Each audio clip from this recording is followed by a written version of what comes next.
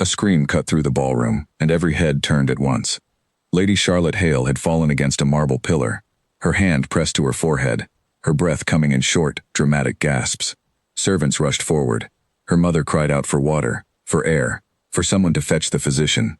But Charlotte's eyes were not on the ceiling or on the concerned faces gathering around her. They were fixed, quite deliberately, on the tall figure crossing the room toward her. Julian Vane, the Duke of Ashcombe, reached her side within seconds. He knelt, took her wrist to check her pulse, and asked in a calm voice if she could hear him. Charlotte's lashes fluttered open. She smiled faintly, as though his nearness alone had revived her. "Forgive me, Your Grace," she whispered. "The heat, and the crowd. I felt quite overwhelmed." Julian helped her to a chair, offered her a glass of wine passed hastily from a footman, and stayed only long enough to be certain she was recovering before he rose and stepped back into the crowd. He did not smile at her again. He rarely did. This was the third such collapse he had witnessed since arriving in London 3 weeks earlier. The first had been a young widow who claimed dizziness the moment he passed near her at the opera. The second, a merchant's daughter who tripped on the stairs of a townhouse, directly into his arms, though the stairs themselves were perfectly dry and even. Julian had grown weary of catching women who did not need catching. He was the most eligible bachelor in London that season, and everyone knew it. His title was old, his fortune older, and his face, though he never thought much of it, was the subject of whispered conversations behind fans in every drawing room from Mayfair to Kensington. Mothers steered their daughters toward him with the precision of generals directing troops. Daughters obliged, some eagerly, some out of duty, but nearly all of them performed for him in one way or another. A laugh pitched a little too high, a glance held a little too long, a hand that lingered on his sleeve after a dance had ended. Julian had learned to recognize the performance within moments of meeting anyone new. It exhausted him more than any long ride or late night at his club ever could. He crossed the ballroom floor now, nodding to acquaintances, declining a second dance with a baronet's daughter who asked with a little too much hope in her voice, and made his way toward the refreshment table, where he hoped for a moment of peace. He did not find peace. He found something else entirely. A young woman stood near the tall windows at the far end of the room, half turned away from the crowd, watching the dark garden outside, rather than the dancers within.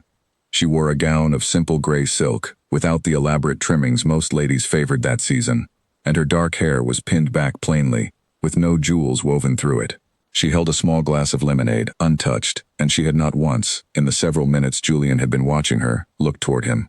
He found this remarkable, because he was, without question, the center of the room. He watched her a moment longer.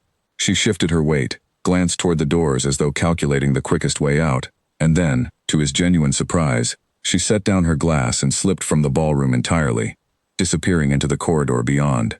Julian stood there for a moment, oddly still. "You look as though you've seen a ghost," said a voice at his elbow. His friend, Henry Fairweather, appeared beside him, with 2 glasses of brandy, offering one over. "Or perhaps a ghost has seen you and, for once, failed to swoon." "Who was that woman?" Julian asked, by the windows. "Gray dress, she left just now." Henry followed his gaze, though there was nothing left to see. "I don't recognize her. Not one of the usual faces. Why do you ask?" "No reason," Julian said, though it was not entirely true. He spent the rest of the evening in a strange state of distraction. Lady Charlotte recovered enough to dance twice more, both times contriving to end up near him, both times receiving only polite conversation in return. A dowager countess introduced her niece with obvious intention. A young heiress laughed at a joke Julian had not made. Through it all, he found his attention drifting toward the corridor where the woman in gray had vanished, wondering, absurdly, why her indifference bothered him more than the flattery of every other woman in the room combined. By the time his carriage rolled him home that night, past the dark, quiet streets of London, he had convinced himself it meant nothing. A passing curiosity, nothing more. The next morning proved him wrong. He rode out early, as he often did, along the quieter paths near the edge of the city, where the noise of society could not follow him. The air was cool, and the streets nearly empty. He had almost reached the turn back toward his townhouse when he saw her again. She walked briskly along the pavement, a basket over one arm, her plain gray cloak pulled close against the morning chill. She did not see him at first. He slowed his horse, uncertain why his pulse had quickened at the mere sight of her, and watched as she stopped at a small shop, exchanged a few words with the woman inside, and continued on her way. He should have ridden on. There was no reason to follow a stranger through the streets like some lovesick boy fresh from school. and yet he found himself dismounting, leading his horse by the reins, walking a slow distance behind her, telling himself he was simply enjoying the morning air. She turned a corner. He turned after her. She stopped abruptly outside a small bookshop, and Julian, several paces behind, nearly walked into the back of a delivery cart before catching himself. She had not seen him. He was fairly certain of that. And yet something in the set of her shoulders told him she was aware, in some vague sense, that she was not entirely alone on the street. She glanced back once, quickly, and their eyes met for the first time. Julian expected many things in that moment. A blush, perhaps, a startled curtsy. The eager, searching look he had grown so used to from every other woman in London. The look that asked, silently, "Is he watching me? Does he find me pleasing? Will he remember my name?" Instead, she looked at him the way one might look at a lamppost, or a passing cart, or any other unremarkable feature of the street. A brief, mild acknowledgement, nothing more. Then she turned and walked into the bookshop, and the door closed behind her. Julian stood on the pavement for a long moment, holding his horse's reins, feeling, for the first time in longer than he could remember, thoroughly and completely ignored. It should have been a relief. Instead, he found himself tying his horse to a post and following her inside. The bookshop was small and crowded with shelves, smelling of leather and old paper. The woman had already moved toward the back, running a finger along a row of spines, searching for something specific. Julian pretended interest in a nearby display of poetry, though his attention remained entirely on her. "You're standing too close to the philosophy section for someone who has never opened a book of philosophy in his life," she said, without turning around. Julian blinked. "I beg your pardon?" She turned then, and he saw her properly for the first time in daylight. She was younger than he had guessed, perhaps 22, with clear hazel eyes and a mouth that seemed permanently on the edge of a dry, private amusement. She looked at him without a trace of the flattery or nervousness he had grown so used to. "Forgive me," she said, though she did not sound especially sorry. "I saw you at the Pembroke ball last night. You spent a great deal of time catching fainting ladies. I assumed philosophy was not among your usual pursuits. And what pursuits do you imagine are usual for me?" "Dancing, hunting, being admired. The three occupations of every duke I have ever heard of." Julian found himself, against every expectation, smiling. "You have a low opinion of dukes. I have a low opinion of very little that concerns me directly," she said. "And dukes, your grace, concern me very little indeed." She turned back to the shelf, selected a slim volume, and moved past him toward the front counter, leaving behind only the faint scent of lavender and the distinct, unfamiliar sensation of having been thoroughly and deliberately dismissed. Julian did not follow her out. He stood among the shelves for a long moment, turning her words over in his mind, and found, to his great confusion, that he wanted very much to see her again. He did not even know her name. He lingered a moment longer among the shelves before approaching the shopkeeper, an elderly man with spectacles perched low on his nose, who was busy wrapping the young woman's purchase in brown paper. "The lady who just left," Julian said, keeping his tone light. "Is she a regular customer of yours?" The shopkeeper glanced up, recognizing at once the quality of the coat and the bearing of the man before him. "Miss Marsh, your grace. Comes in most mornings when her aunt sends her on errands. Reads more than anyone else who walks through that door, if you ask me. Never buys the fashionable novels the other young ladies want. Always something with a bit of weight to it."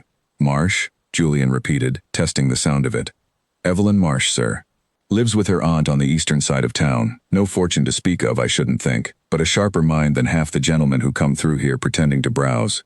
Julian thanked him, purchased a book he had no intention of reading, and stepped back out into the street. His horse waited patiently where he had left it, and he mounted slowly, his thoughts still tangled around a name he had learned only moments before. Evelyn Marsh. He rode home along a longer route than necessary, turning the encounter over in his mind as though it were a puzzle box that refused to open. He had been pursued, flattered, and fainted upon more times than he could count since the season began, and not one of those encounters had lingered in his thoughts the way this brief, dismissive conversation now did. That evening, at his club, Henry found him unusually quiet over a game of cards. "You've lost 3 hands in a row," Henry observed, "and you haven't complained once. Either you've taken a vow of patience, or something is troubling you." "I met a woman today," Julian said, "who looked at me as though I were a piece of furniture." Henry set down his cards, delighted. "And you're upset about this?" "I'm not upset. You are decidedly something. I have known you 12 years, Julian, and I have never once seen you distracted by anything short of a horse race or a declaration of war. What is her name?"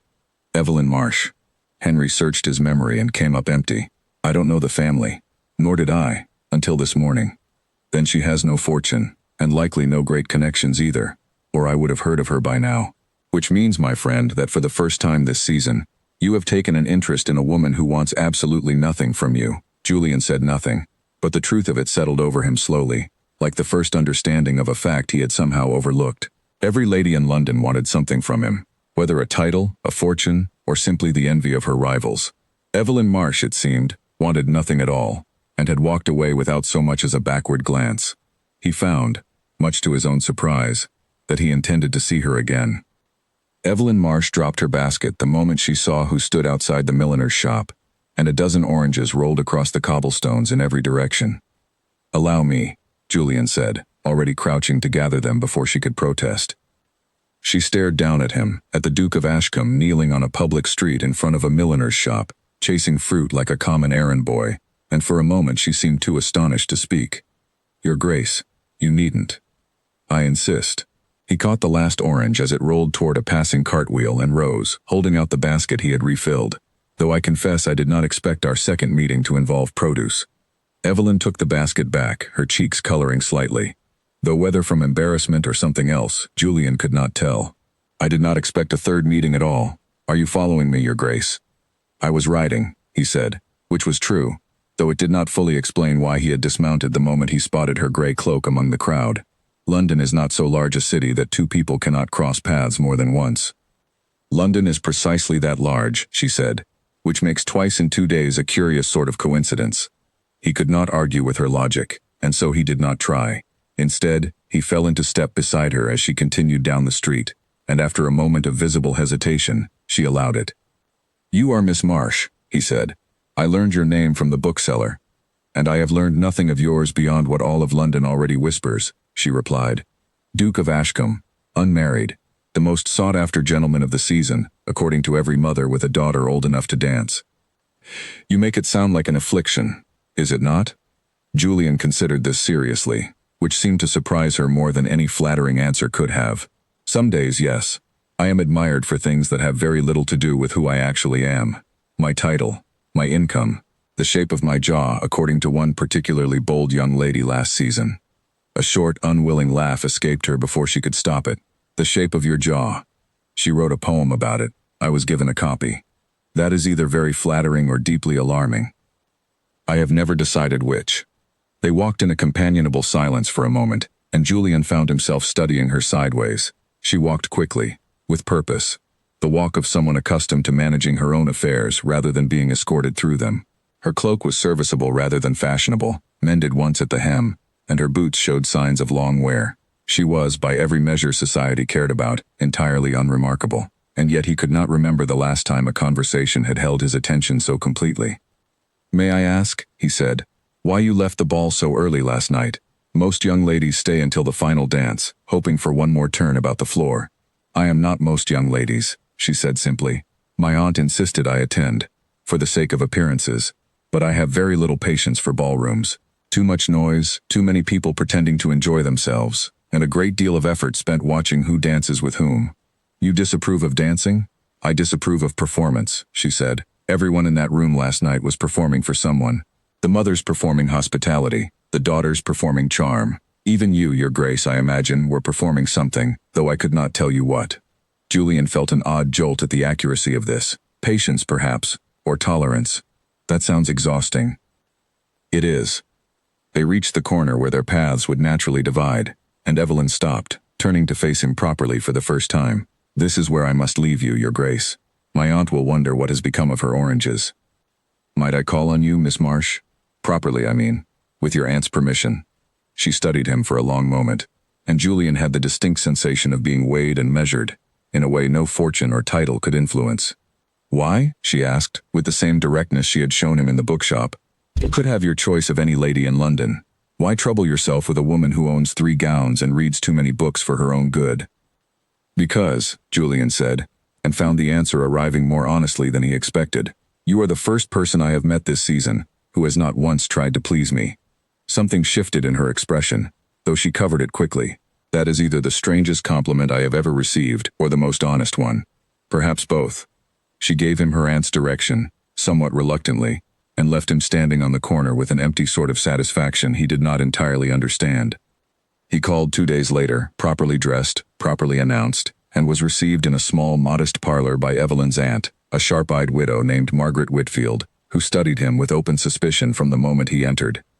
"Forgive my bluntness, Your Grace," she said, once tea had been poured and the usual pleasantries exchanged, "but I confess I do not understand this visit. My niece has no fortune, no great family name, and no particular ambition to enter society beyond what is required of her. What interest could a duke possibly have here?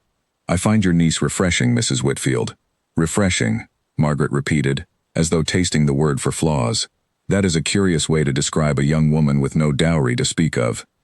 Evelyn, seated by the window with her embroidery untouched in her lap, said nothing, though Julian caught the faint twitch of amusement at the corner of her mouth. "I mean it as a compliment," he said. "Compliments from dukes have a way of becoming complications for women like my niece," Margaret said, not unkindly, but firmly. "I have seen it before. A gentleman takes an interest, society takes notice, and the young lady in question finds her reputation the subject of gossip long after his interest has moved elsewhere. I would not wish that for Evelyn." "Nor would I," Julian said, and meant it more than he expected to. The visit lasted the better part of an hour, and though Margaret's suspicion never fully thawed, Evelyn spoke more freely as the conversation continued, discussing a novel she had recently finished, a disagreement she'd had with a local vicar over a matter of scripture, and an opinion on the poor state of London streets that made Julian laugh aloud for the first time in longer than he could remember.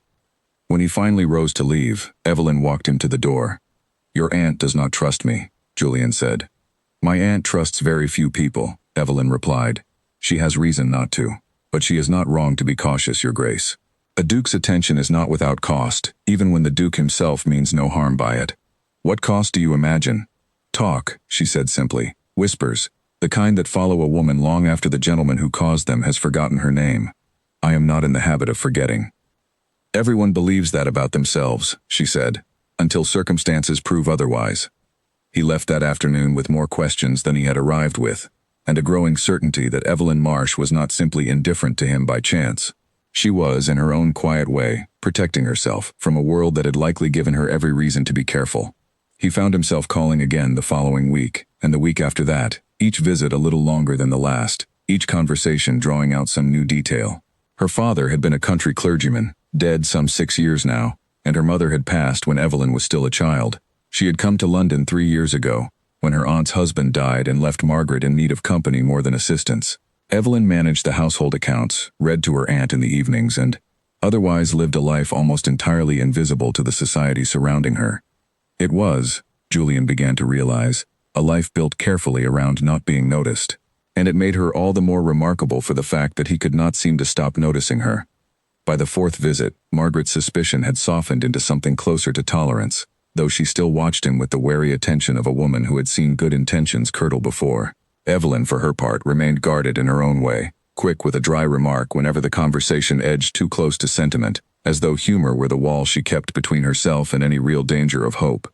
But walls, Julian was beginning to learn, could be climbed, one conversation at a time. He did not yet know that London society had already begun to notice his absences from the usual balls and card parties, or that the ladies who had once competed so eagerly for his attention had started, quietly and with great interest, to ask questions about where the Duke of Ashcombe spent his afternoons instead.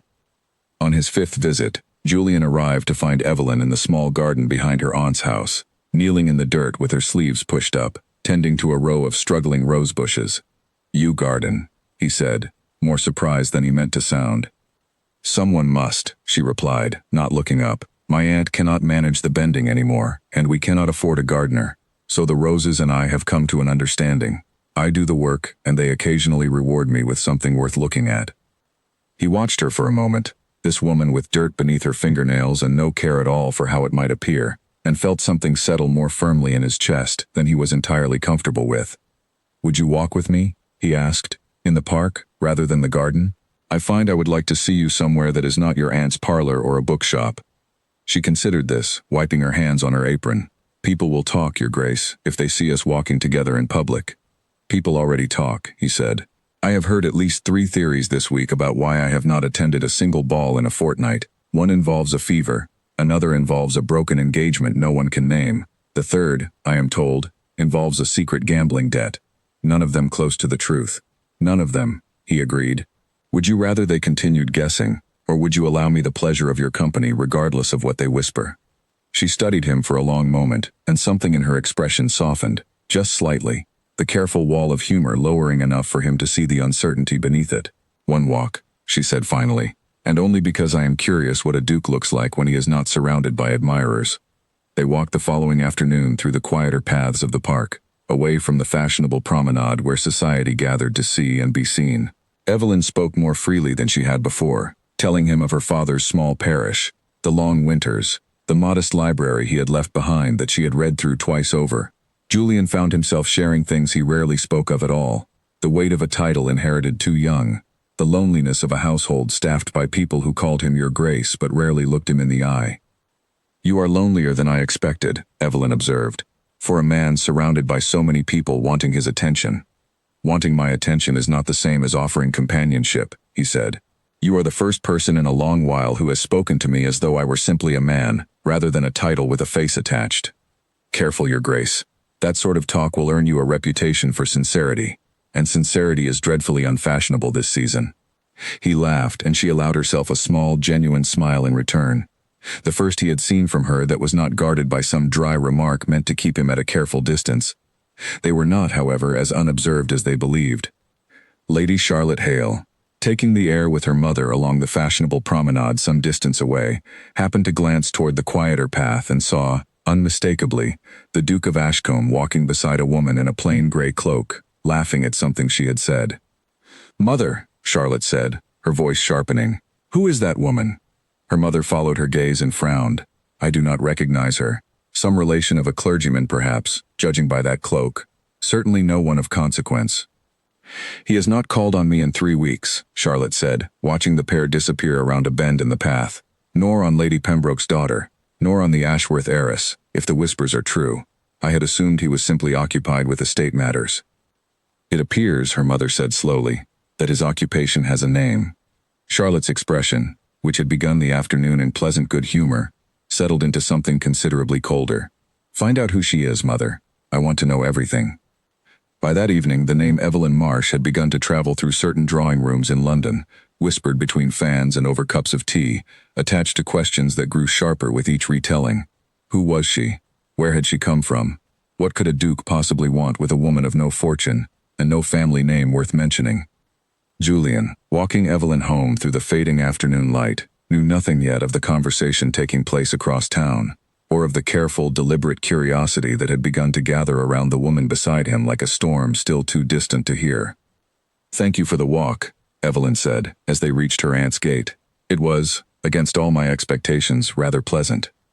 "I would like to repeat it," Julian said. "Often, if you would permit me."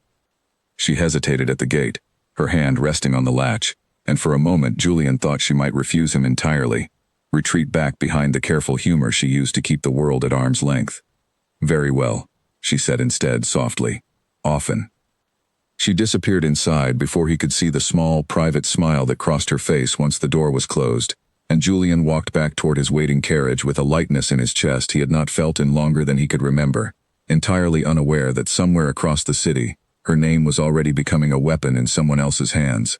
The letter arrived at Margaret Whitfield's house on a Tuesday morning, unsigned, written in a careful hand that gave nothing away about its author, and it destroyed the fragile peace of the household within minutes of being opened. Evelyn read it twice at the breakfast table, her face growing paler with each line, before setting it down and pressing both hands flat against the surface of the table, as though the wood itself might steady her. "What is it?" Margaret asked, alarmed by her niece's sudden stillness. "They are saying," Evelyn said, her voice tight, "that I have set a trap for the Duke of Ashcombe, that I have contrived these meetings deliberately, hoping to secure a title and a fortune through means no respectable woman would consider. The letter suggests I have done this before, with other gentlemen, in other towns, and that my father's parish was left in some manner of disgrace because of it." Margaret took the letter and read it herself, her expression darkening with every word. "This is a lie. A cruel, deliberate lie." "It does not matter whether it is a lie," Evelyn said. "It only matters whether people choose to believe it." She was not wrong. By that afternoon, the substance of the letter, or something close enough to it, had begun circulating through the very drawing rooms where Charlotte Hale and her mother held considerable influence. A woman called on Margaret under the pretense of friendly conversation and left an hour later having asked no fewer than 6 pointed questions about Evelyn's father, her upbringing, and the precise nature of her acquaintance with the Duke. Another woman, walking past the house the following day, paused just long enough to be seen pausing, before continuing on with a small, satisfied smile. Evelyn understood, with the clear-eyed practicality that had always been her particular strength, exactly what was happening. Someone, likely more than one person, had decided that her closeness to Julian represented a threat worth eliminating, and they had chosen the oldest and most effective weapon available to them, the quiet destruction of a woman's reputation through rumor too vague to disprove and too damaging to ignore. "You must stop seeing him," Margaret said that evening, not unkindly, but with the firm practicality of a woman who had watched reputations crumble before. "Whatever affection may have grown between you, it is not worth the ruin of everything we have built here. I have no fortune to shield you if society turns against us entirely." "I know," Evelyn said quietly. "Do you love him?" The question hung in the air between them, and Evelyn found she had no ready answer, only a tangle of feelings she had not yet allowed herself to examine closely. "I do not know what I feel," she said finally. "Only that it frightens me more than any rumor could." She wrote to Julian the following morning, a brief, carefully worded note explaining that circumstances made it impossible for her to continue their acquaintance, and that she wished him every happiness in the season ahead. She did not mention the letter, or the whispers, or the careful campaign being waged against her good name. She simply withdrew, quietly and completely, the way she had learned to withdraw from anything that threatened to hurt her. Julian received the note at breakfast and read it 3 times before its meaning fully settled over him. "She's ended it," he said to Henry, who had called that morning to discuss an entirely unrelated matter of business, and found himself instead witness to his friend's sudden, uncharacteristic distress. "Ended what, precisely? You've made no formal declaration." "I know that." Julian set the letter down and stared at it as though it might rearrange itself into a different message if he looked hard enough. "But I intended to. Soon. I had thought, given time." "What does the letter say?" "That circumstances make it impossible to continue our acquaintance." Julian read the line aloud, his voice tightening with each word. "Circumstances. Evelyn does not speak in vague terms, Henry. She is precise about everything, always. If she has resorted to a word like circumstances, something has happened that she does not wish to name directly." Henry, who moved in wider social circles than his friend and heard considerably more gossip as a result, set down his own cup of tea with a troubled expression. "There has been talk, Julian. I did not wish to trouble you with it, given how happy you have seemed these past weeks. But there has been talk about Miss Marsh. Unkind talk, suggestions about her character, her past, matters I suspect have very little basis in truth, but a great deal of traction among certain ladies who have taken a particular interest in your attentions elsewhere. Charlotte Hale." "I did not say her name." "You did not need to." Julian rose from his chair, the letter still in his hand, his expression hardening into something Henry had rarely seen in 12 years of friendship. "Tell me what you have heard." "All of it," Henry told him, reluctantly. The substance of the rumors as they had reached him, second-hand and third-hand, growing more elaborate with each retelling. A scandal in her father's parish. A pattern of behavior with other gentlemen. Suggestions of calculation where Julian knew, with complete certainty, there had only ever been genuine reluctance and careful guarded honesty. "It is a lie," Julian said. "Every word of it. I believe you. But belief does not undo damage already spreading through half the drawing rooms in London. Then I shall have to undo it myself." He called on Evelyn that same afternoon, against every rule of propriety that suggested he wait for an invitation that clearly would not come. Margaret answered the door herself, her expression guarded, and did not immediately step aside to let him enter. "Your Grace, I do not think this is wise. Mrs. Whitfield, I have heard what is being said about your niece, and I intend to address it directly. May I speak with her?" Margaret studied him for a long moment, weighing something Julian could not fully read, before finally stepping back and allowing him inside. Evelyn stood by the window when he entered the parlor, her back straight, her expression composed in the careful, guarded way he had come to recognize as the wall she raised whenever she felt most vulnerable. "You should not have come," she said, without turning around. "I received your letter." "Then you understand why continuing our acquaintance is impossible." "I understand nothing of the sort," Julian said.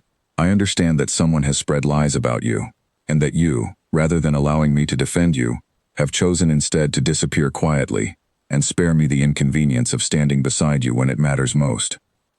She turned then, and he saw, beneath the composed surface, the true depth of what she was feeling: anger and hurt, and something that looked very much like resignation, as though she had expected this outcome from the very beginning, and had only been waiting for the moment it arrived.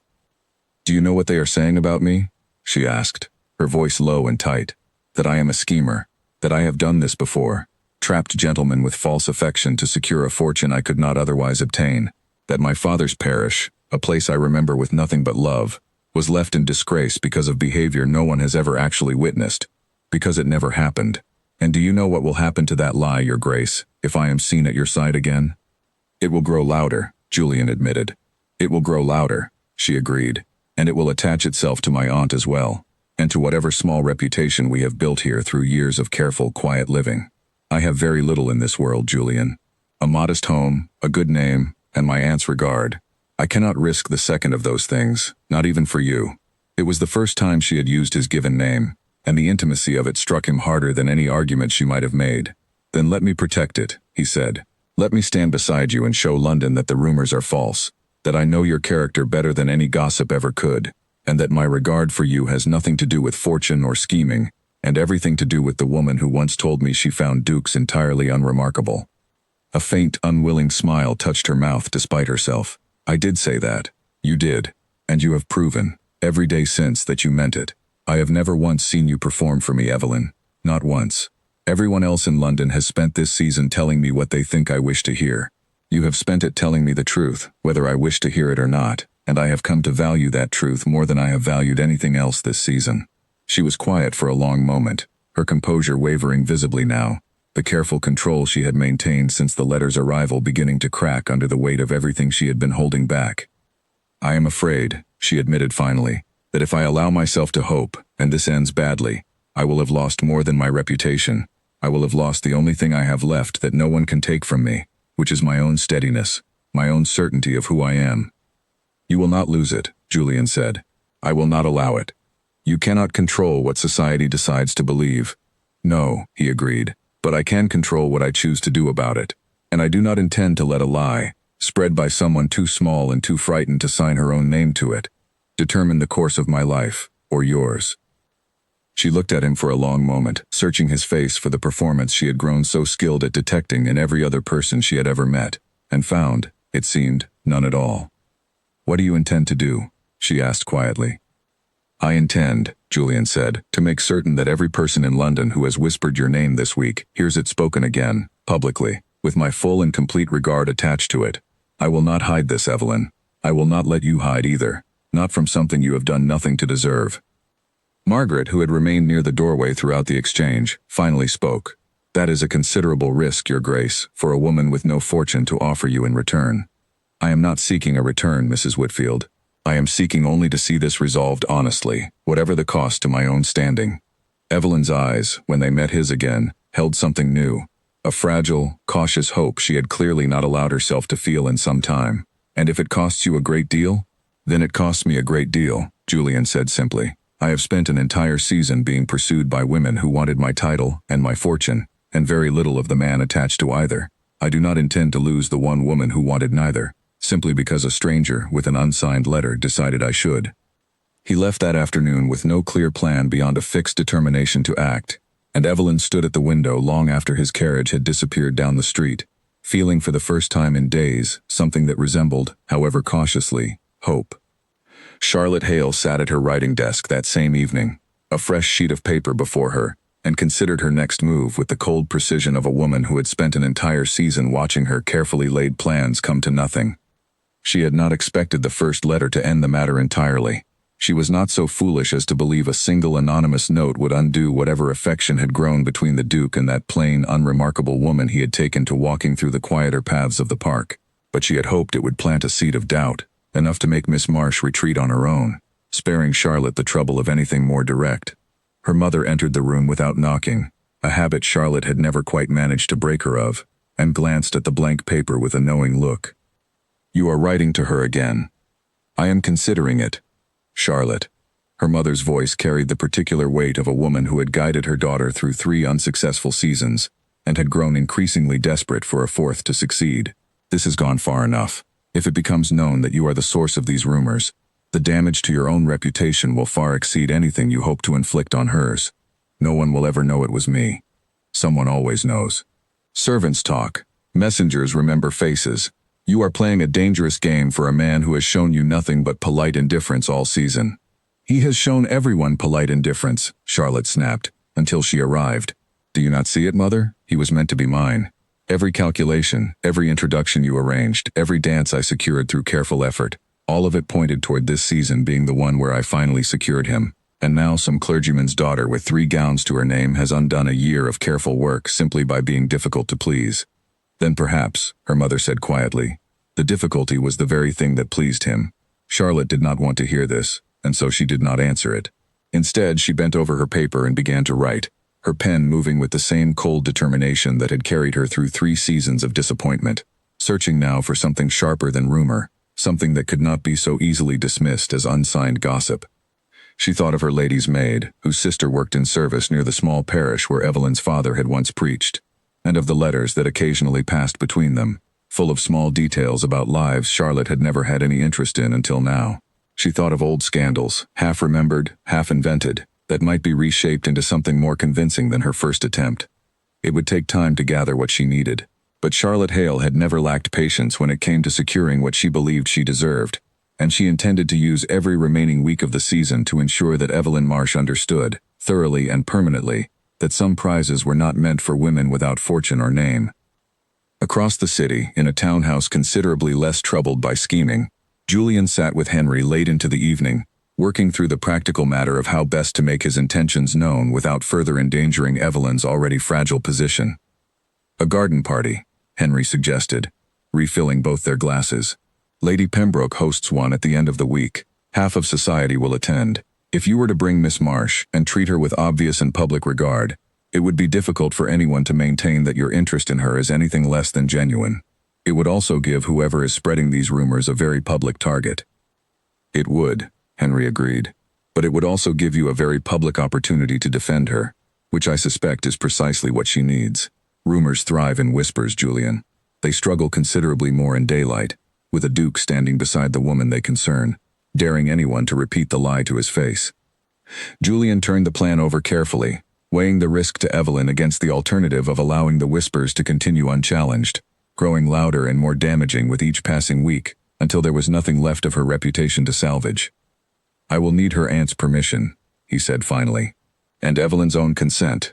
I will not drag her into a public confrontation she has not agreed to face. Then ask her, Henry said simply. I suspect, given what I have seen of her character these past weeks, she is considerably braver than either of us gives her credit for.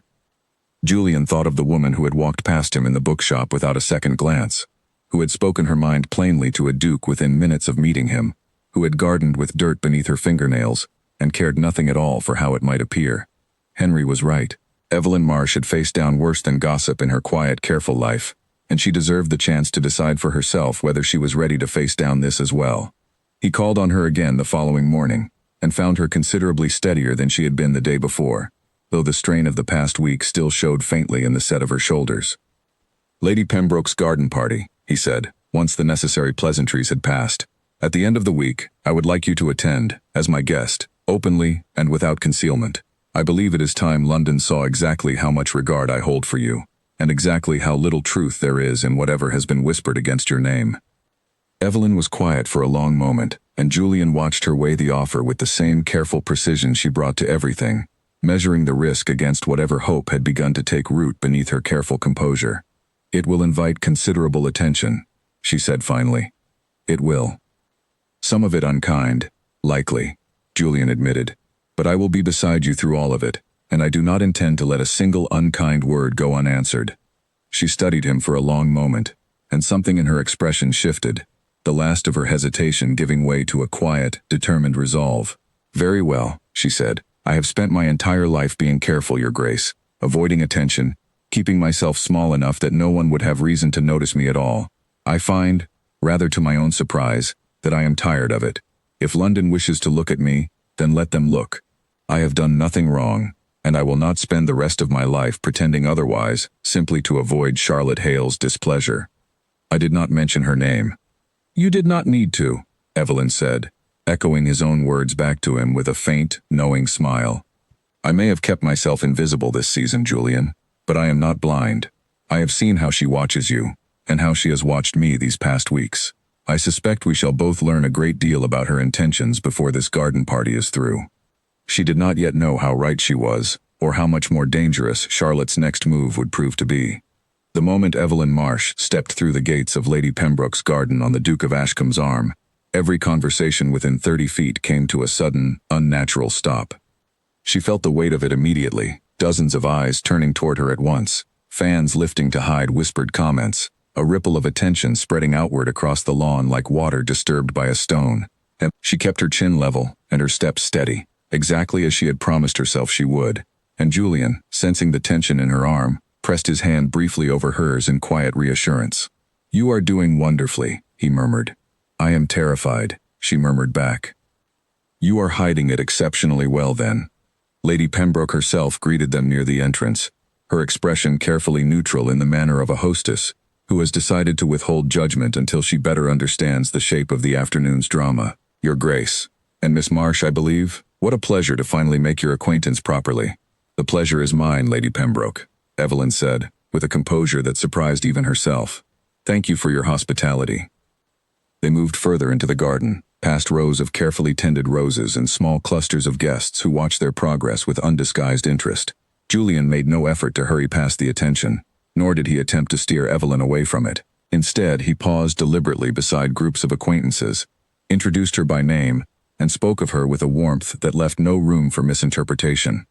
Miss Marsh has been kind enough to correct several of my opinions on modern poetry, he told Lord Aldous Crane, an elderly gentleman known for his sharp tongue and sharper wit. I confess I have learned more from her these past weeks than from an entire season of London's finest conversation. Lord Crane, who had little patience for flattery, and even less for pretense, studied Evelyn with open curiosity. Is that so, Miss Marsh? What opinions has our young Duke gotten so thoroughly wrong? He believes Lord Byron's later work superior to his earlier verses, Evelyn said, finding her footing. I hold the opposite view entirely, and have told him so at considerable length. A woman with opinions, Lord Crane said, with evident delight. How refreshingly rare this season. Your Grace, I begin to understand your interest. The conversation moved on, and slowly, gradually, the tense atmosphere around them began to soften into something more curious than hostile. Not everyone was won over so easily, however. Across the lawn, Charlotte Hale watched the proceedings with a expression that grew colder with every passing minute, her earlier confidence curdling into something far more dangerous. He is parading her about like a prize, she said to her mother, who stood beside her with a fixed, polite smile that did not reach her eyes. He is defending her, her mother corrected quietly, which means whatever rumors you spread have already reached him, and he has chosen, quite deliberately, to make his position known publicly. This is not the outcome we hoped for, Charlotte. It is not the outcome I intend to accept. Charlotte crossed the lawn with purposeful steps, arranging her expression into something pleasant and welcoming by the time she reached the small group surrounding Julian and Evelyn. Your Grace, she said sweetly, how wonderful to see you at last. You have been quite the mystery this season, disappearing from every gathering worth attending. I have been otherwise occupied, Lady Charlotte, Julian said, his tone civil but distinctly cool. So I have heard. Charlotte's gaze slid toward Evelyn, sharp and assessing beneath its pleasant surface. Miss Marsh, is it? I confess I know very little about your family. Your father held a parish somewhere in the countryside, I believe. He did, Evelyn said evenly, recognizing the opening thrust for exactly what it was.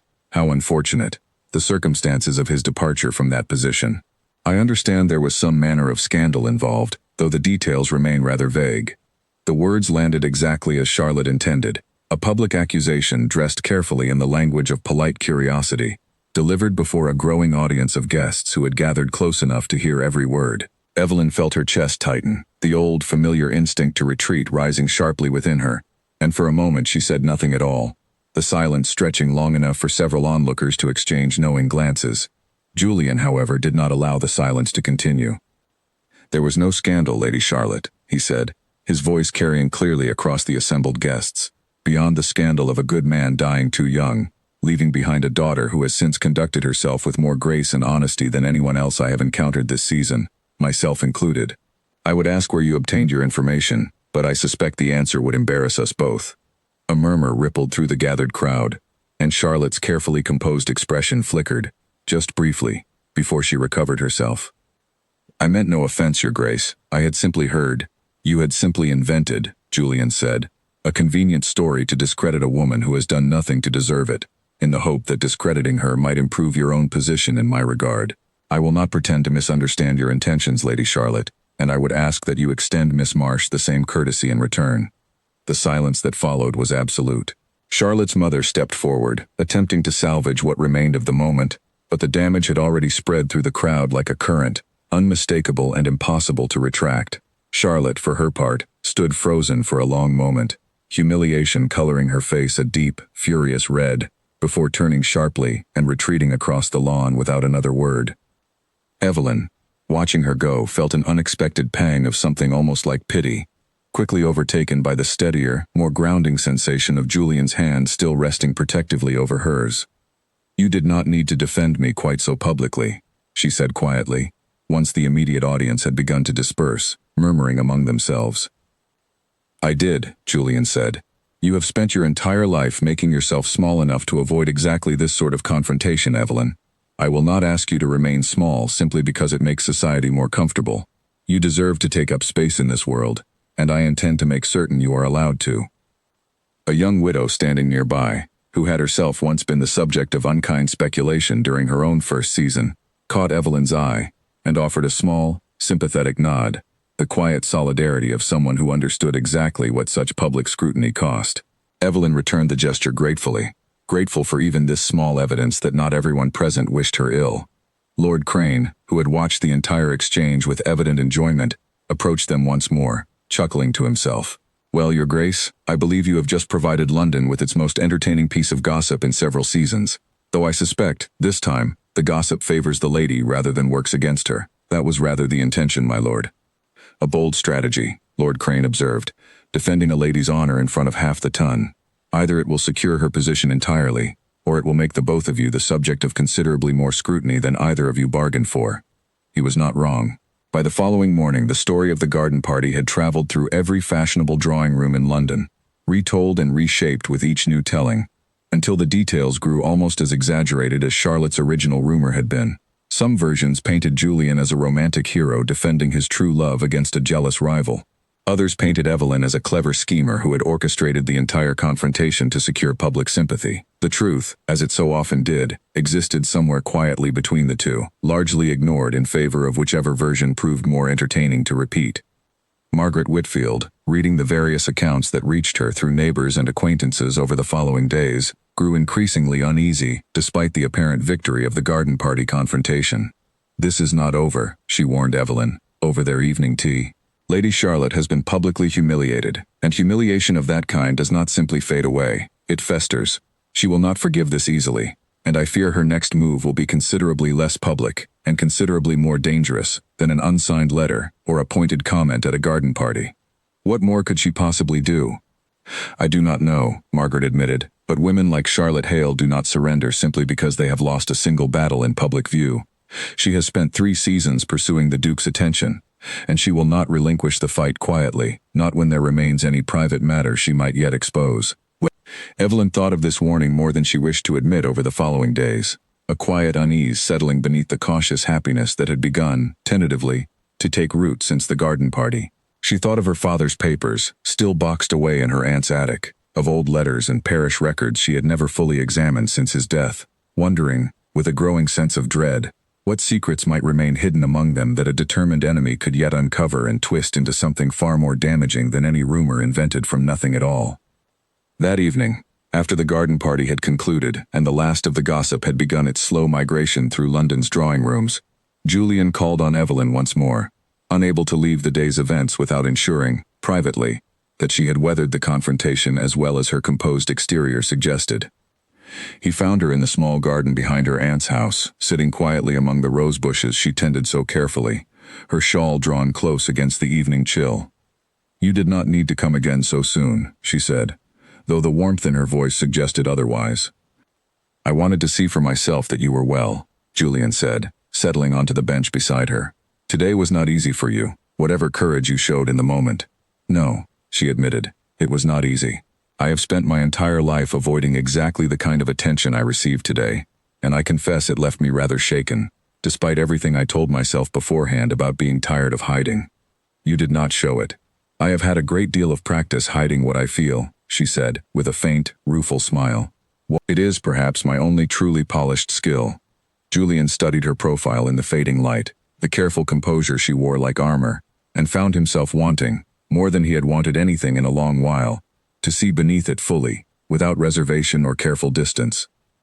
You do not have to hide from me, he said quietly. Evelyn turned to look at him, something vulnerable flickering across her expression before she could stop it. That is a dangerous thing to offer a woman who has spent her whole life believing that hiding was the only safe choice available to her. Perhaps, Julian said, it is time you discovered a different choice. Neither of them spoke for a long moment, the quiet evening settling comfortably around them, broken only by the distant sound of a carriage passing on the street beyond the garden wall. Evelyn reached out, almost without thinking, and let her hand rest lightly against his, and Julian did not move away. Charlotte will not simply accept today's defeat, Evelyn said eventually, breaking the silence. My aunt believes she will search for something more damaging than rumor, something real. There is nothing real to find, Julian said. You have done nothing wrong. I know that, but my father was not a perfect man, Julian. Whatever fondness I hold for his memory, there were disagreements in his parish, matters of scripture and conduct that were never fully resolved before his death. I do not know what remains among his old papers, and I confess the uncertainty troubles me more than I wish to admit. Then we shall face whatever comes together, Julian said simply. Whatever Charlotte finds, real or invented, I do not intend to let it change how I regard you. You say that now. I will say it again, whenever you need to hear it. She smiled then, a small, genuine thing that reached her eyes fully for the first time that day, and Julian felt the last of his own uncertainty settle into something steadier, a quiet, growing certainty that whatever came next he intended to face it beside her, regardless of the cost to his own position or standing. He left later that evening with Margaret's cautious blessing trailing behind him, and Evelyn remained in the garden a while longer, turning over his words in her mind, allowing herself, cautiously and for the first time in longer than she could remember, to believe that perhaps she had found something worth the risk of being seen. She did not yet know that Charlotte, humiliated and furious, had already begun making inquiries through her lady's maid sister, searching through old parish records for something considerably more substantial than gossip, something written in her own father's hand that Evelyn had never once thought to fear. Margaret Whitfield burst into the parlor without knocking, a crumpled news sheet clutched in her trembling hand, her face pale with a fear Evelyn had rarely seen in her aunt's otherwise unshakable composure. They have found it, Margaret said, her voice barely steady. The letter. Your father's letter. Evelyn set down her embroidery, a cold dread settling immediately in her chest. What letter, Aunt Margaret? What are you talking about? Margaret handed her the news sheet, a scandal column of the sort that circulated through certain less reputable corners of London society, thriving on exactly the kind of gossip that had plagued Evelyn since the season began. There, printed in careful, damning detail, was an account of a private letter written by Evelyn's father some years before his death, addressed to a fellow clergyman, containing a confession of doubt so severe it bordered on a rejection of his own faith entirely. Evelyn read the excerpt with growing horror. Her father, in a moment of private struggle she had never known existed, had written of losing his conviction, of performing his duties as a clergyman while privately questioning the very foundations of the church he served, of feeling like a fraud standing before his congregation each Sunday, while doubt ate away quietly at everything he had once believed. This cannot be real, Evelyn whispered. My father was the most devoted man I ever knew. He prayed every morning. He comforted the dying with his own hands. He would never have written such things. The column claims the letter is genuine, Margaret said grimly, recovered from the papers of a clergyman who served alongside your father, and passed along to this scandal sheet by an anonymous party with, I have no doubt, a very particular interest in seeing you ruined. Charlotte, I cannot prove it, Margaret said, but I have no other suspect worth considering. Evelyn sat heavily in her chair, the news sheet trembling in her hands, and felt the careful, steady world she had built for herself since her father's death begin to crumble beneath the weight of a truth she had never suspected, weaponized now by someone who cared nothing for the pain it might cause, only for the damage it might inflict. If this is true, she said slowly, if my father truly harbored such doubts and hid them from his entire congregation for years, what does that make me? The daughter of a fraud. A man who preached one thing and believed another, deceiving everyone who trusted him, including his own family. It makes you, Margaret said firmly, the daughter of a man who struggled privately with a burden he chose not to inflict on others, which is not the same as fraud, whatever this scandal sheet wishes to suggest. Doubt is not deception, Evelyn. Your father served his parish faithfully until his death, regardless of whatever private uncertainty he carried. But Evelyn, staring at the printed words, could not yet separate her grief from the sudden, disorienting sense that the father she had loved and mourned for 6 years had been, in some fundamental way, a stranger to her, hiding a private struggle she had never once glimpsed. News of the scandal reached Julian by midday, delivered by Henry with visible reluctance. "It is spreading quickly," Henry said. "Half the drawing rooms in London are discussing it already. The details are damning, if true, and even if false, the damage of the accusation alone may prove impossible to fully undo." "Is it true?" "I do not know," Henry admitted, "but I know the timing of its release, immediately following her public humiliation at Lady Pembroke's garden party, strains credibility as mere coincidence." Julian went to Evelyn immediately, finding the household in a state of quiet devastation, Margaret pacing the small parlor while Evelyn sat motionless by the window, the offending news sheet still clutched in her lap. "Evelyn." She looked up at him, and he saw, for the first time since he had known her, something entirely unguarded in her expression, a raw grief that went far beyond mere concern for her reputation.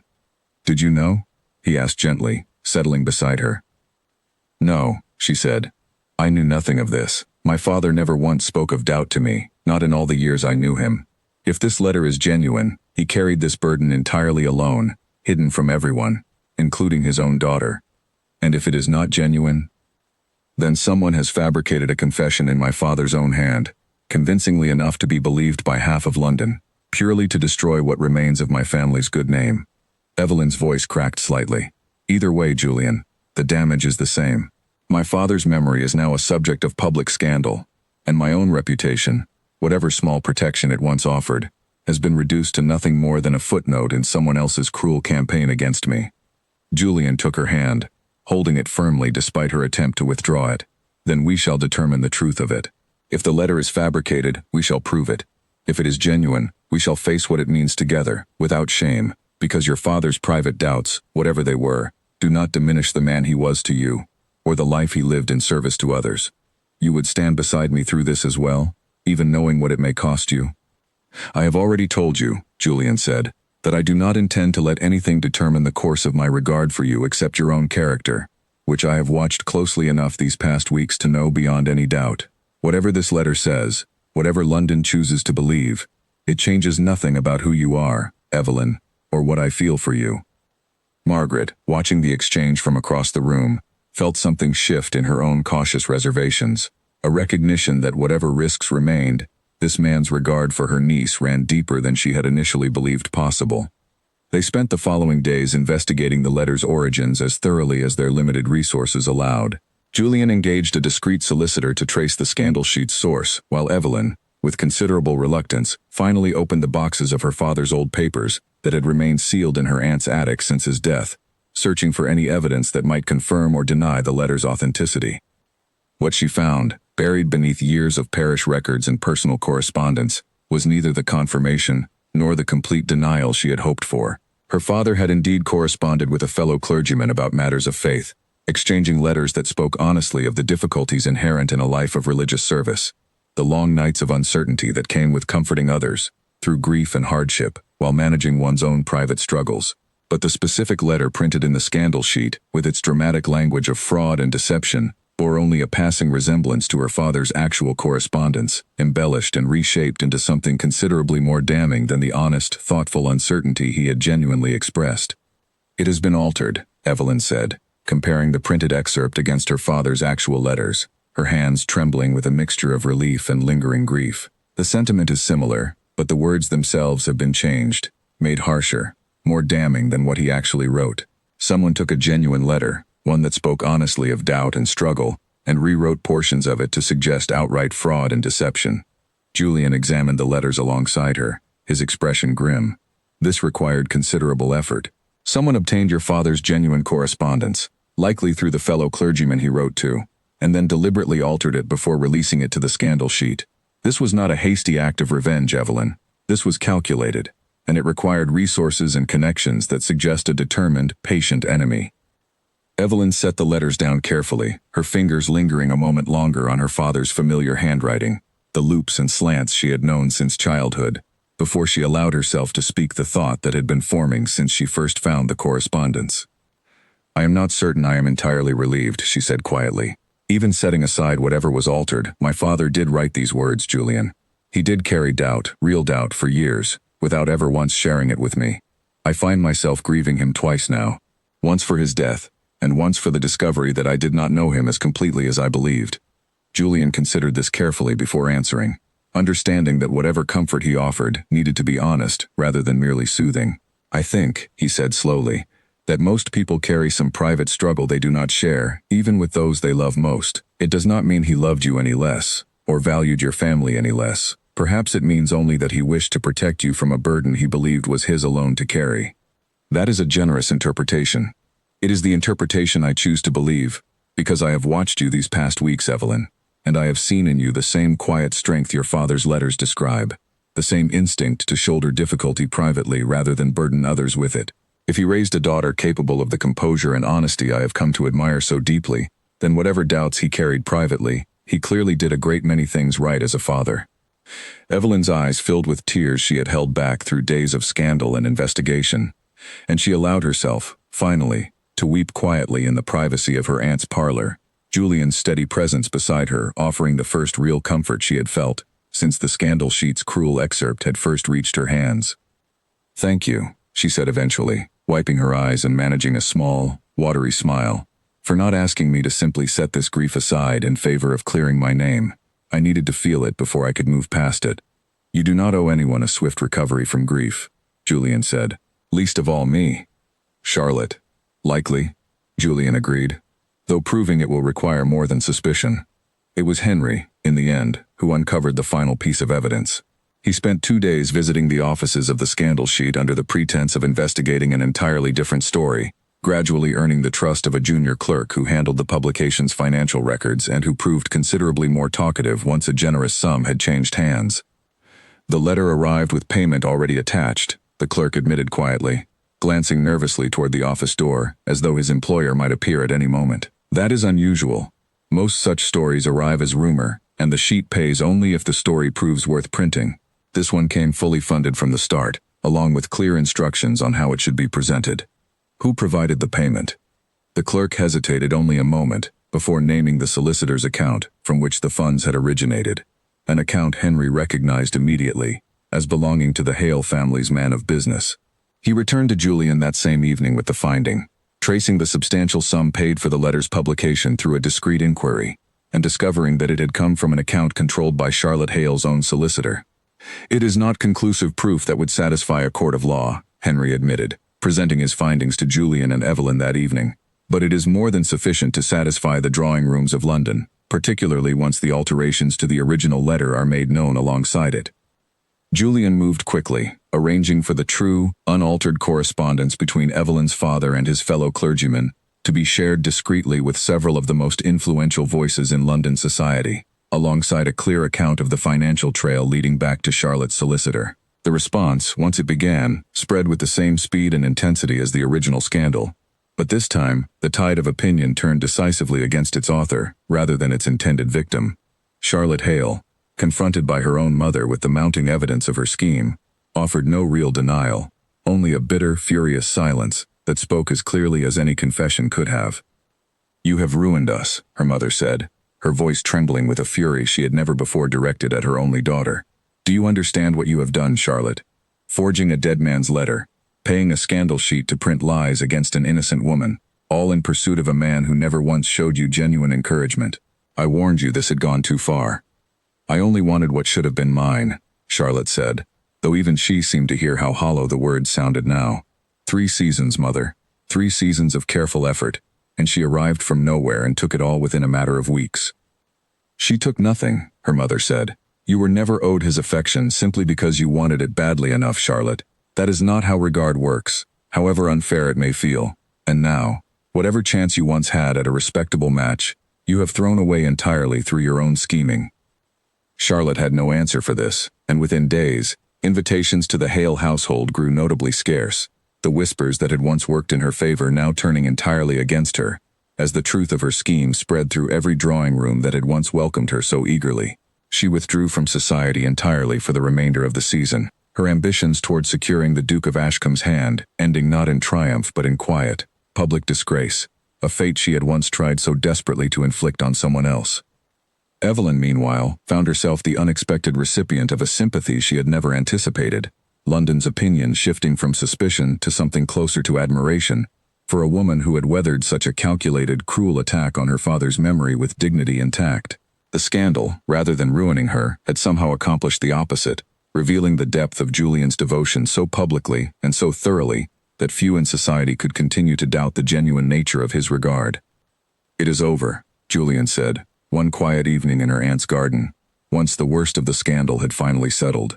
"Charlotte's scheme has failed entirely, and your father's memory, whatever private doubts he carried, remains that of a good and honest man who served his parish faithfully until his death." "I owe you a great deal," Evelyn said quietly. "You did not have to fight this battle so publicly, at such risk to your own standing." "I did not fight it for gratitude," Julian said.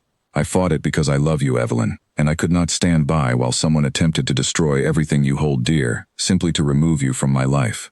The word love hung between them, spoken plainly for the first time, and Evelyn felt something long guarded within her finally begin to loosen its careful hold. "I love you as well," she admitted softly, the words feeling both frightening and, at long last, entirely true. "I have for some time now, though I did not allow myself to name it until this moment." Julian took her hands in his expression more open and unguarded than she had ever seen it. "Then let me ask you properly, Evelyn. Once London has had its fill of scandal and gossip, and once your aunt has recovered sufficiently from these difficult weeks, let me ask you the question I have wanted to ask since the day you looked past me in a crowded ballroom as though I were nothing more than an ordinary man." She did not yet know exactly what form that question would take, or how public and thorough his answer to Charlotte's failed scheme would ultimately become, but she felt, for the first time since the scandal had begun, entirely and completely certain of what her own answer would be. The final ball of the season arrived with an unusual weight of anticipation, and by the time Evelyn Marsh stepped through the doors of the grand Ashworth townhouse, every guest present understood, without needing to be told, that they had gathered to witness something more significant than the usual conclusion to a London season. She wore a gown of deep blue silk that evening, a gift from Julian that she had accepted only after considerable protest, and though it was finer than anything she had ever owned, she felt, standing at the top of the grand staircase with his arm steady beneath her hand, that the true difference lay not in the fabric but in how she now chose to hold herself within it, no longer small, no longer hidden, no longer performing invisibility to protect herself from a world that had once seemed determined to overlook her entirely. "You are trembling," Julian murmured, as they paused at the top of the stairs, the ballroom stretching brightly below them, filled with the same faces that had once watched her with suspicion, and now watched with an entirely different kind of anticipation. "I have never enjoyed being the center of attention," Evelyn admitted. "Even now, knowing what tonight will bring, I confess the feeling has not entirely left me." "Then hold my arm a little tighter," Julian said, "and let me remind you that whatever attention follows tonight, it follows because of who you are, not despite it. London has spent this entire season learning what I already knew from the very first moment you looked past me in a crowded room. You are worth watching, Evelyn, not because of scandal or gossip, but because of your own remarkable character." They descended the staircase together, and the ballroom, which had fallen into an expectant hush at their appearance, erupted gradually into a murmur of conversation as the two of them moved through the crowd. Several ladies who had once whispered unkindly about Evelyn's circumstances now offered careful, curious smiles, eager to align themselves with whatever favor the evening might bring. Lord Crane, spotting them from across the room, raised his glass in a small, knowing salute, delighted, as ever, by the unfolding drama of the season's most talked-about courtship. Henry Fairweather intercepted them near the refreshment table, his expression carrying the particular satisfaction of a man who had watched his closest friend navigate an entire season of complication and had grown genuinely fond of the woman responsible for it. "You look remarkably composed, Miss Marsh," Henry said, "for a woman who I understand is about to become the most discussed bride in London." "I am not yet a bride, Mr. Fairweather," Evelyn said, though a faint color rose in her cheeks that suggested she suspected exactly what the evening held in store. "Not yet," Henry agreed, with a meaningful glance toward Julian. Though I suspect that particular detail is soon to be corrected. Julian, choosing not to confirm or deny the implication directly, guided Evelyn instead toward the center of the ballroom floor as the orchestra began the evening's first dance, a slow, formal waltz that gave them both a rare moment of relative privacy amid the watching crowd. "You seem remarkably unbothered," Evelyn said, as they moved together through the familiar steps, by an entire ballroom watching our every move. "I have spent an entire season being watched for reasons that meant very little to me," Julian said. "Tonight, for the first time, I find I do not mind the attention at all, because tonight, everyone watching will finally understand exactly why." The dance ended, and rather than releasing her hand and stepping back into the crowd as propriety typically demanded, Julian kept hold of it, drawing a small, startled breath from Evelyn as the orchestra fell briefly silent between sets, and the assembled guests turned their attention, almost as one, toward the center of the floor. "Julian," she whispered, "what are you doing?" "Something I have wanted to do since the very first morning I followed you into a bookshop," he said, loudly enough now for those nearby to hear clearly, though I confess it has taken me considerably longer than I anticipated to work up the necessary courage. A ripple of anticipation spread through the crowd as guests began to realize what was unfolding before them, conversations dying away as more and more attention turned toward the center of the ballroom. "Evelyn Marsh," Julian said, and then, to the evident astonishment of every lady present who had once hoped to hear her own name spoken in exactly this manner, he lowered himself to one knee on the polished ballroom floor, still holding her hand firmly in his own. "You are the only woman I have ever met who wanted nothing from my title, my fortune, or my position. You looked past me in a crowded room when every other lady in London was determined to be seen by me, and in doing so, you became the only person I have ever truly wished to be seen by in return." The ballroom had fallen completely silent now, every guest present straining to hear every word, Charlotte Hale's absence from the gathering conspicuous and, to those who understood the full story, entirely unsurprising. "I have watched you weather scandal and grief this season with more grace and courage than I have ever witnessed in anyone else," Julian continued, "and I find that I do not wish to spend another season, another year, or another day without you beside me, permanently and completely, as my wife. Evelyn Marsh, will you do me the very great honor of becoming my Duchess?"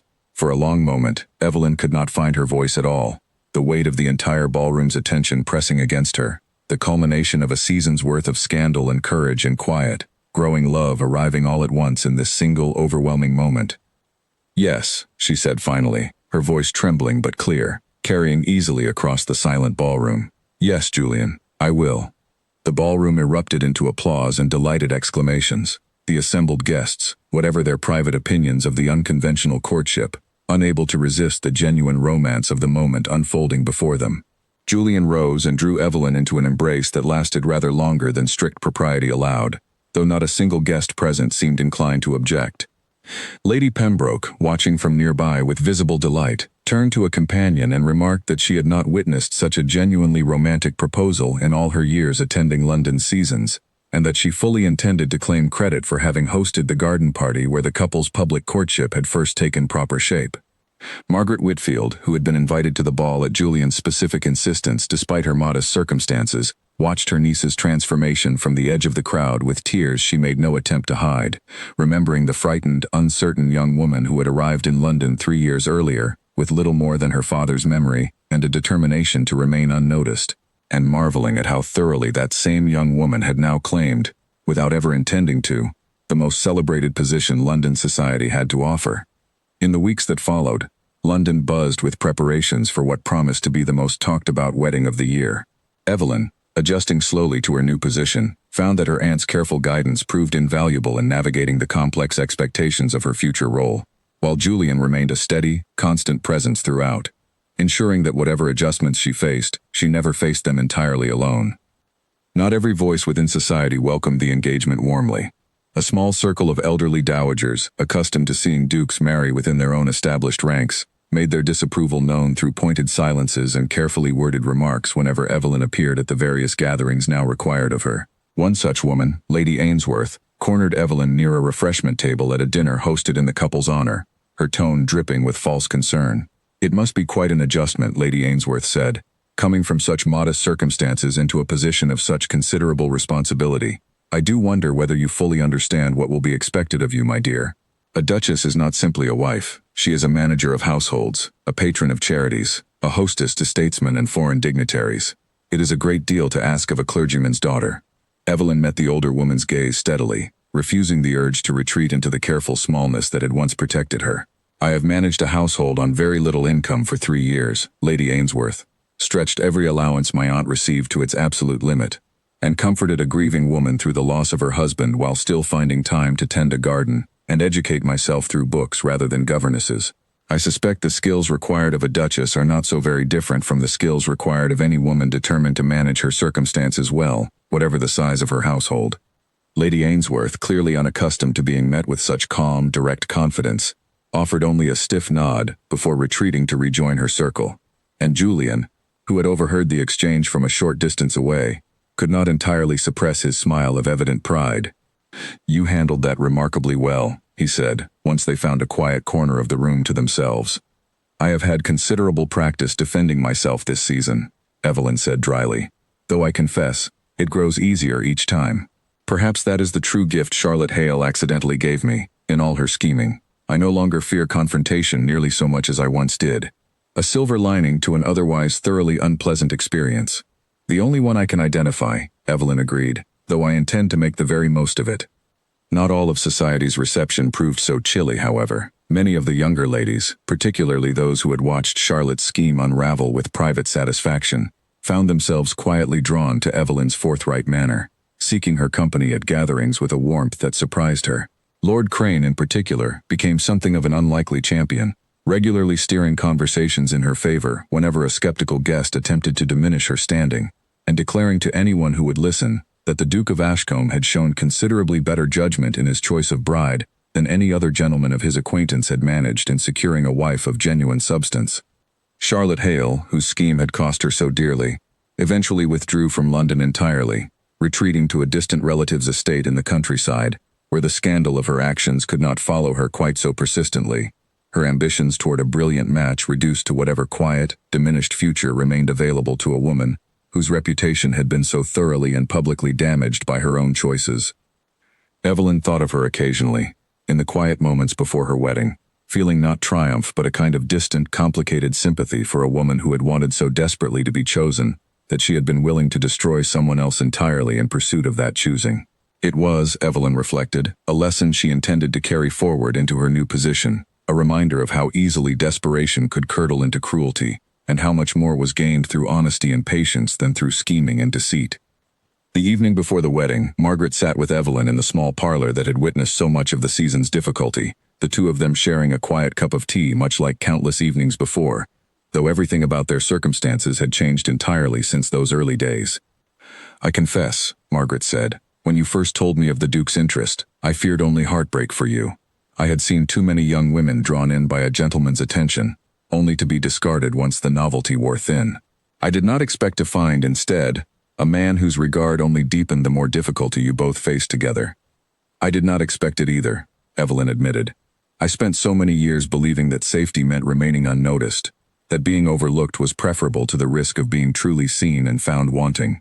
Julian taught me, I think, that being seen fully, flaws and grief and all, is not the danger I once believed it to be."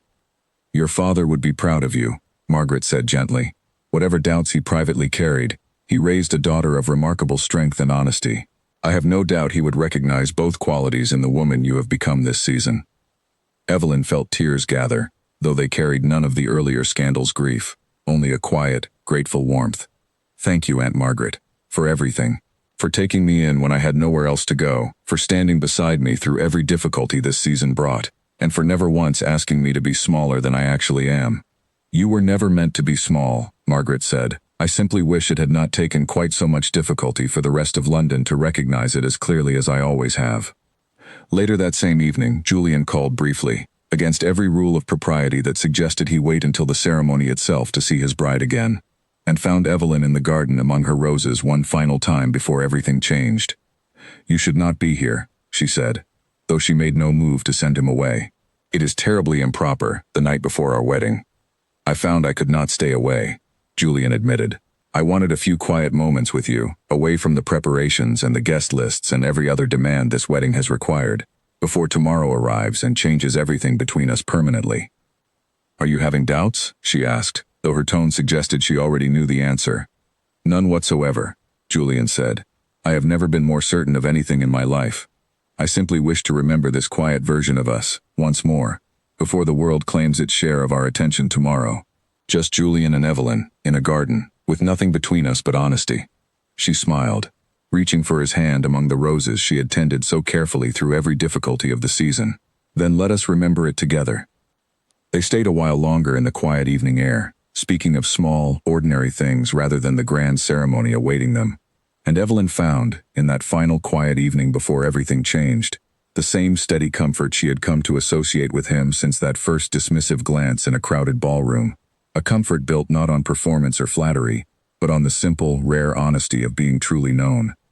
On the day of her wedding, standing before the assembled guests in a small, elegant chapel filled with flowers from her own carefully tended garden, Evelyn looked out at the faces gathered to witness her transformation from an overlooked clergyman's daughter into the Duchess of Ashcombe, and felt, for the first time in longer than she could remember, entirely and completely certain of her place in the world. Julian, waiting for her at the altar, watched her approach with an expression of such open, unguarded devotion that several ladies in the assembled crowd found themselves reaching for handkerchiefs despite their best efforts at composure. You once told me, Julian murmured as she reached his side, that dukes concerned you very little indeed. I remember, Evelyn said, smiling despite the solemnity of the occasion. I find myself deeply grateful, he said, that you were willing to make an exception. Their wedding vows were spoken quietly, without the theatrical flourish some might have expected from the season's most celebrated courtship, a simple, honest exchange of devotion between two people who had found each other not through calculation or performance, but through the rare, unguarded honesty that had first drawn them together in a crowded London bookshop. As they exited the chapel together, husband and wife, into the bright afternoon sunlight, Evelyn Marsh, now the Duchess of Ashcombe, understood at last that being seen, truly and completely seen for exactly who she was, had never been the danger she once believed it to be. It had simply been, all along, waiting for the right person to finally look. A full year had passed since Evelyn Marsh became the Duchess of Ashcombe, and the change that had once seemed so overwhelming had, in the quiet rhythm of daily life, settled into something entirely her own. The gardens at Ashcombe Hall, once maintained by hired gardeners who tended them with efficient but impersonal care, now bore the unmistakable signs of her hand. She had claimed a section near the eastern wall for herself, filling it with the same roses she had once tended so carefully in her aunt's small garden, and Julian often found her there in the early morning hours, sleeves pushed up and dirt beneath her fingernails, entirely unconcerned with whatever propriety suggested a duchess should or should not do with her own two hands. The Countess of Marlowe called again yesterday while you were out riding, Julian mentioned one such morning, settling onto the low garden wall to watch her work. She wished to discuss the charitable committee you have taken such an interest in organizing. The one supporting the orphan children in the eastern parishes, Evelyn said, not looking up from the rosebush she was pruning. Yes, we have made considerable progress. I believe we shall have sufficient funds by autumn to establish a proper school, rather than simply distributing charity in the piecemeal fashion these committees usually favor. You have accomplished more in a year than most of London's charitable societies manage in a decade. I have simply applied the same principles my father taught me, Evelyn said. That charity given without dignity does little real good, and that lasting change requires patience rather than mere generosity offered for the sake of appearances. Julian watched her with the same quiet admiration that had never fully faded since their earliest days together, the initial fascination of that first indifferent glance in a crowded ballroom having deepened, over the course of their marriage, into something far steadier and more enduring. Margaret Whitfield visited often, her own circumstances considerably improved by her niece's new position, though she had firmly declined Julian's repeated offers to establish her in grander accommodations, insisting that her modest home suited her perfectly well, and that she had no wish to abandon the neighbors and small comforts she had grown attached to over the years. She arrived that particular afternoon with news that immediately captured Evelyn's full attention. Charlotte Hale has married, Margaret announced, settling into a garden chair with the satisfaction of a woman delivering long-awaited news. A country squire, considerably older than herself, with a modest estate somewhere in Yorkshire. The match was arranged rather quickly from what I understand, once her family accepted that no gentleman of London society remained willing to overlook the scandal of her scheming. Evelyn considered this news for a long moment, setting down her gardening shears. I hope she finds contentment there, whatever circumstances brought the match about. You are remarkably generous toward a woman who tried so thoroughly to destroy your reputation, Margaret observed. I have had a year to consider her actions, Evelyn said, and I find I understand her desperation, even if I cannot forgive the cruelty of how she chose to act upon it. She wanted to be chosen, Aunt Margaret, badly enough that she convinced herself any means of securing that choosing were justified. I do not think she is so very different from many people, myself included, who have feared being overlooked entirely. She simply chose a far more damaging path than most in response to that fear. Julian, listening quietly, felt a familiar swell of admiration for his wife's capacity to extend understanding, even toward those who had caused her genuine harm, a quality he had come to recognize as one of the true foundations of her character. Life at Ashcombe Hall settled into its own particular rhythm over that first year, filled with the ordinary business of managing a great estate alongside the quieter pleasures neither of them had anticipated finding so completely satisfying. Julian, who had once approached his duties as Duke with the detached efficiency of a man performing an obligation rather than pursuing genuine purpose, found himself increasingly engaged in matters he had previously delegated entirely to stewards and solicitors, drawn into deeper involvement by Evelyn's own thoughtful questions about tenant welfare and estate management. You have changed him, Henry Fairweather observed one evening, visiting the hall for an extended stay that autumn. I have known Julian since we were boys together, Evelyn, and I confess, I have never seen him quite so genuinely invested in the responsibilities of his position. He speaks now of the tenants by name, discusses harvest yields with an interest he never once showed before your marriage. I have changed nothing, Evelyn said, though a small, pleased smile suggested she recognized some truth in the observation. I have simply asked him questions about the people whose lives his decisions affect, and he has proven considerably more thoughtful in his answers than either of us initially expected. That is precisely what I mean, Henry said. You have given him purpose beyond mere obligation. It is a rare gift, and I do not think he takes it lightly. The following spring brought news that further deepened the quiet contentment of their household. When Evelyn discovered she was expecting their first child, Julian's reaction, upon learning the news, surprised even Evelyn with its depth of emotion, the usually composed Duke of Ashcombe finding himself entirely overcome, holding her carefully as though she had become suddenly fragile, despite her firm insistence that she remained perfectly capable of tending her own roses for several months yet. I never expected this kind of happiness, Julian admitted quietly. One evening as they sat together in the garden, watching the last light fade over the roses she had planted with her own hands. I spent so many years believing my position guaranteed me everything worth having, only to discover, through you, that everything worth having required considerably more honesty and courage than any title could provide on its own. And I never expected to stop hiding, Evelyn said, resting her head against his shoulder. I spent so long believing that safety meant remaining unnoticed, that being small and careful was the only protection available to a woman with so little standing in the world. You taught me that being fully seen, exactly as I am, could be a source of strength rather than danger. They sat together as the evening settled fully into darkness, the quiet garden around them holding the same steady peace that had first drawn them together in a crowded London ballroom, two people who had found, against every expectation society once placed upon them, a partnership built not on performance or calculation, but on the rare, enduring honesty that had first caught Julian's attention the moment Evelyn Marsh looked past him, as though he were simply an ordinary man. Lord Crane, who had continued his friendship with the couple long after the season that first brought them together, visited Ashcombe Hall that same spring, delighted to find the estate transformed by the quiet industry Evelyn had brought to every corner of it. I confess, he said, walking with Julian through the newly established school building funded by Evelyn's charitable committee. I have attended a great many weddings in my long life, Your Grace, and predicted the success or failure of nearly all of them within the first year. I did not expect to be quite so thoroughly delighted by how wrong my usual instincts proved in your particular case. You doubted us? I doubted very little about your affection, Lord Crane clarified. I doubted, rather, whether London society would ever fully accept a duchess who insisted on gardening with her own hands and organizing charitable schools, rather than simply hosting fashionable parties. I am pleased to report that society has adjusted its expectations considerably, largely because your wife has proven far too capable and far too well regarded to be dismissed on grounds of unconventional habits. Julian laughed, genuinely pleased by the observation. She has always possessed a talent for making people reconsider their assumptions. She reformed the most eligible bachelor in London into a devoted family man within a single season, Lord Crane said. I should think reforming a few stubborn opinions among the ton would prove considerably less challenging by comparison.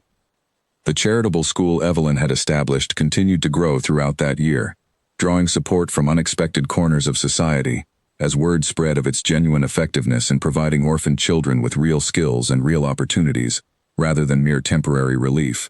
Even Lady Ainsworth, who had once questioned Evelyn's readiness for her new position so pointedly, eventually became one of the school's more generous patrons, admitting privately to a friend that she had perhaps underestimated the Duchess rather more thoroughly than her pride cared to acknowledge. Evelyn's correspondence with her father's old fellow clergyman, the very man whose letters had once been twisted into scandal by Charlotte's scheme, proved unexpectedly healing as well. The elderly clergyman, horrified to learn how his private correspondence had been misused, wrote to Evelyn at length about her father's genuine character, sharing memories and stories she had never heard before, painting a fuller, more complete portrait of a man who had struggled honestly with doubt, while never once wavering in his devotion to his daughter or his parish. Evelyn kept these letters carefully, alongside her father's original correspondence, a private collection that helped her hold both the doubt and the devotion together, as parts of the same complicated, deeply human man she had loved, and continued to love, even in his absence. Their daughter was born the following winter, a healthy, strong-lunged girl they named Grace, in honor of the quiet dignity Evelyn's father had shown throughout his own private struggles, a name Evelyn had chosen carefully, after finally making peace with the complicated inheritance of doubt and devotion he had left behind. Margaret, holding her first grandniece with visible joy, declared that the child had inherited her mother's steady, watchful eyes, and Julian, watching the two of them together, felt the full weight of everything the past 2 years had brought him, settle finally into something he could only describe as complete and lasting contentment. London society, which had once buzzed so relentlessly over the scandal and courtship of the season that made Evelyn Marsh the most discussed woman in town, had long since moved on to other gossip, other scandals, other seasons filled with their own dramas and disappointments. But among those who had witnessed the true unfolding of the story, from that first indifferent glance across a crowded ballroom to the quiet, steady partnership that followed, a particular truth remained well understood. Every lady in London had chased the Duke of Ashcombe that season, hoping to secure his title, his fortune, and the considerable prestige that came with his attention. But it was the one woman who had never chased him at all, who had looked past him entirely in favor of her own quiet, careful life, who had ultimately proven herself the only prize truly worth the pursuit, and the only partner capable of matching his own steady, unguarded heart.